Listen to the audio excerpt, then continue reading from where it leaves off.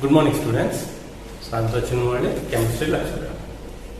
So today we are going to discuss one of the new topic you already studied in your schoolings. Okay, that is you are studied about the matter. So it is classified into three types. So in that you are having three states: solid, liquid, and the gaseous state.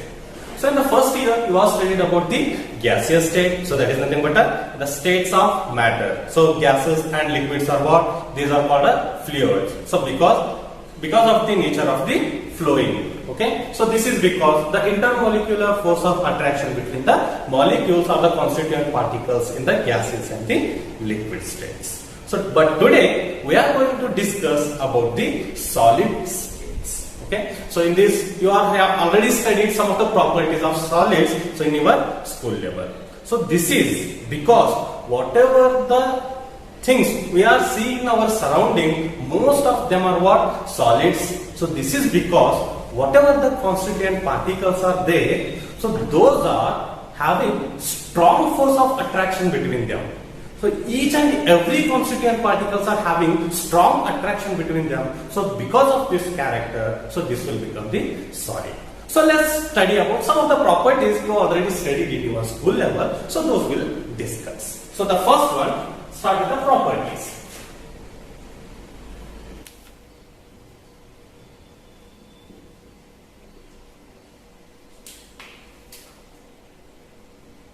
First one. So these solids are having definite shape, size, and the volume. You already know. If you consider this one, okay. So this is having a definite volume, shape, and the size. So this is the first property of the solid. So the first one, definite shape, size, and volume. So the first property. Come to the second one.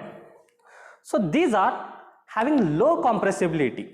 So when it's come to the liquids and gases, so these are having high compressibility, but solids are having low compressibility. So this is the second one, low compressibility. Come to the third one, flexibility. When it's come to the liquids and gases, those are having the high flexibility, but when it's come to the solids, so these are having very low flexibility. It can't be flexible or it cannot be compressed. So hence it is having the low flexibility.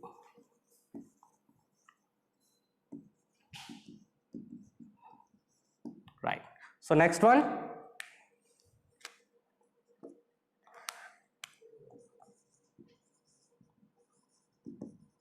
Okay, so these are very rigid. As you already know, solids are very rigid because of its hard nature. So when it's come to the main important one, so these are having high melting point. When it's come to the gases and liquids, so those are having less force of attraction between the molecules. But as you already know, in solids, the constituent particles are having very strong force of attraction. So because of that one, so it is having high melting point.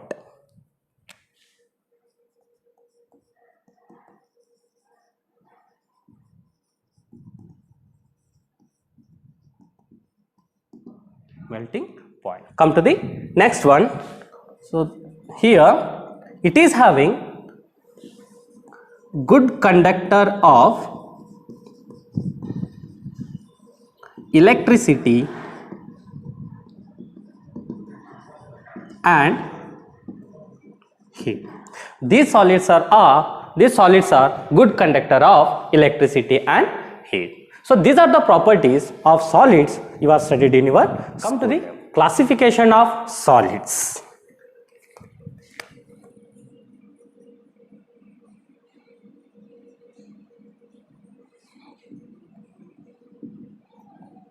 Right. So these solids are classified into two types. So one is crystalline solid and second one is amorphous solid. So in that first one, crystalline solid, and second one amorphous solid. So you already know, while doing your salt analysis in the lab, you already came to know about the crystalline solids and the amorphous solids. So what are mean this? What is a crystalline solid? What is the amorphous solid? So let's study about this one. So first one, consider the crystalline solids.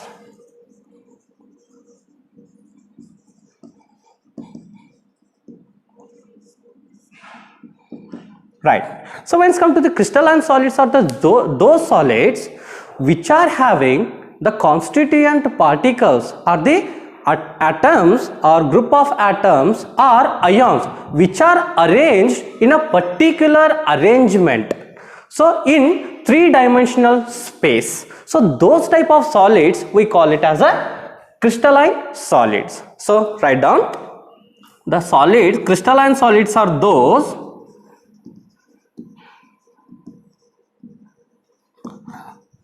those which are the atoms or the constituent particles, means it may be atoms or molecules or ions. So these are particles arranged in a particular three-dimensional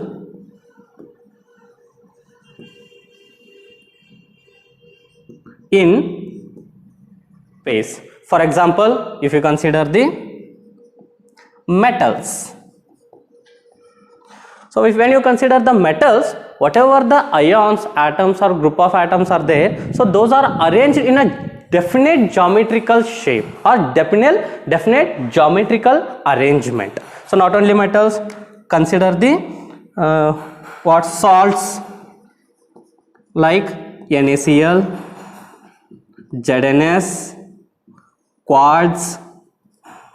So these all are example for the crystalline solids. So next come to the amorphous solids. So the amorphous solids are those solids, the substance, the constituent particles are not in a definite regular arrangement.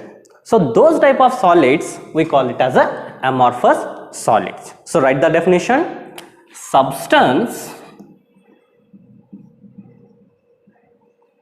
in the constituent particles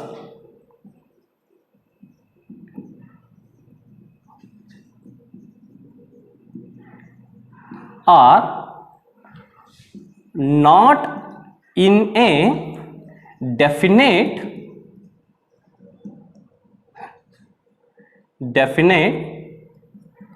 regular arrangement.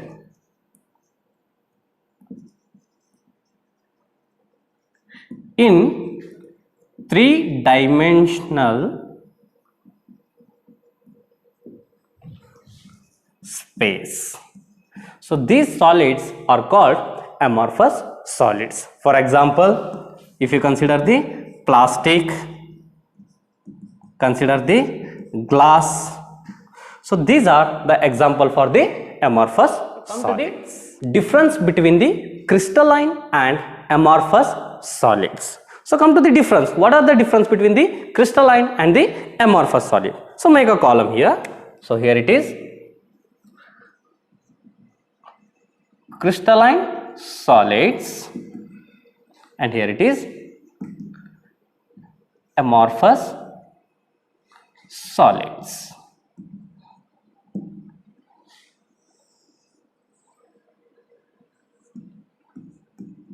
Right.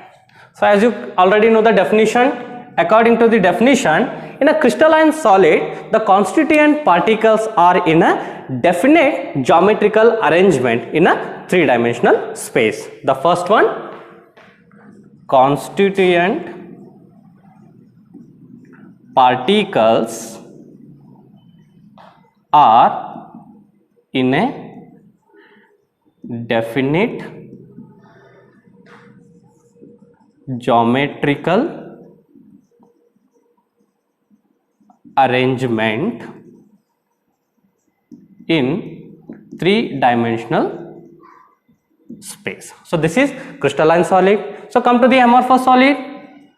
Yes, this is doesn't have any definite regular arrangement or geometrical arrangement. So here constituent particles are not in definite or regular arrangement in three-dimensional space. So this is amorphous solids. So come to the next one. These crystalline solids are having fixed or sharp melting points. So here crystalline solids are having sharp melting point. When it's come to the amorphous solid, so these are having not sharp melting point. So sharp melting point means what? So here when it's come to the melting point of the amorphous, these are having some range of melting point. So means what? It is in between 125 to 130. So means consider any substance, that is if it is a amorphous, so these are not having a fixed, like if you consider the crystalline, it is having sharp 125 degree Celsius. So means what? Here it is fixed. But when it's come to the amorphous solid, it is having some range here, not in a fixed melting point. Hence it doesn't have fixed, it doesn't have fixed melting point. So this is the second one. Third one, so these are anisotropic. Crystalline solids are anisotropic. What is meant by anisotropic? I'll explain it. Crystalline solids are anisotropic. But here when it's come to the amorphous, so these are isotropic. These are isotropic, right? So now there is a question, what is mean by this? What is a anisotropic and what is isotropic? Suppose if you consider an general arrangement, when it's come to the crystalline solid, suppose consider here there is an arrangement. These are the constituent particles A.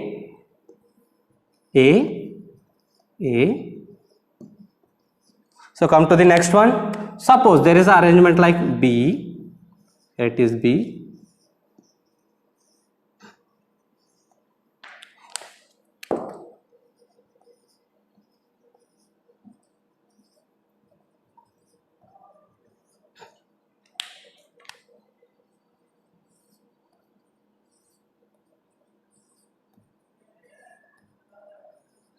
Right. So these are the arrangement of the constituent particles in the crystalline. There is a definite or regular arrangement. Suppose consider here, if the ions A is there, so these are arranged here. If you consider the B, so B are arranged here. So there is a alternatively A, B. So here the word comes anisotropic. What is meant by anisotropic? The substance, so which is having different physical properties in different directions. Okay, so it means suppose if you consider the crystalline solid, so those are in a regular arrangement here. So here it is A, B, so it is in some regular arrangement. So when it's come to the physical properties like what? Refractive index, so thermal conductivity, electrical conductivity. So these type of physical properties, if you observe from the different direction, so those will give different types. So means what? So here if you observe from here, so it will give different physical property. If you observe from here, So here it will give different physical properties, because here we can observe only through A molecules, but here we can only observe from through B particle. When it's come to the here, if you see from this direction, so here we are having the constituent ions A, B. So here we can get the different physical property. But if you observe from here, or if you observe from here, so you will get only A molecules. So like this, you will get different physical properties from the different direction. So these type of properties we call it as an anisotropic substance, or these type of substance we call it as an anisotropic substance. So whatever the crystalline solids are there, so those are anisotropic solids. When it's come to the amorphous, so amorphous, there is no regular arrangement. For example, here it is A, B, A. So here it is B, A, or here it is B,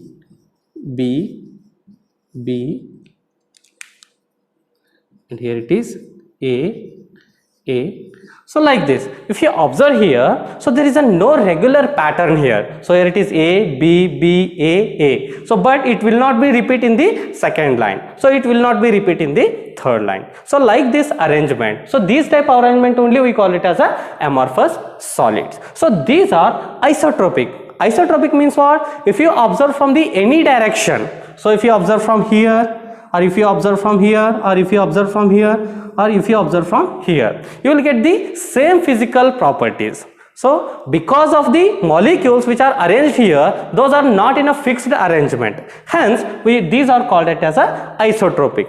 So it is just like what? If you consider the example of a students, so they are gathered in some place. So when there is a regular arrangement, like, so boys are sitting in one side and girls are sitting in one side and teaching staffs are sitting in one side. If you observe this one, you will definitely come to know, okay, if I go through the boys, or if I go to the boys, those are having a different character. If I go to girls, so there is a different character. If I come to the staffs, so those are having different character. So means if I observe from the different direction, I'll get the different properties. But those students only sitting in randomly, there is no such a arrangement. So in that arrangement, if I see from the any side of the direction, or if I see from any direction, we will get the same properties. So like this, if there is no such a arrangement, or there is a random arrangement, so in that we will observe the same physical properties. So those type of the substance we call it as a isotropic substance. So here amorphous solids are the isotropic substances and the crystalline solids are the anisotropic substances. So these are the main important difference. So keep it in mind. A, it is not an amorphous. So crystalline means anisotropic, amorphous means isotropic. Iso means what? Same. So if you get a same physical properties, so those are nothing but a amorphous solids. So these are the main difference between the crystalline and the amorphous. So next we are having one more important property, or we can call, so here, so these crystalline solids are called true solids. So this is important. These are called true solids. When it's come to the amorphous, so these are called pseudo solids.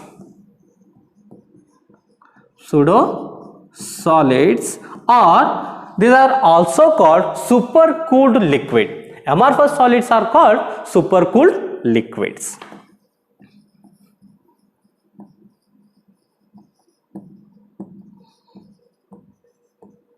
Right. So these are the difference between the crystalline and the amorphous solids.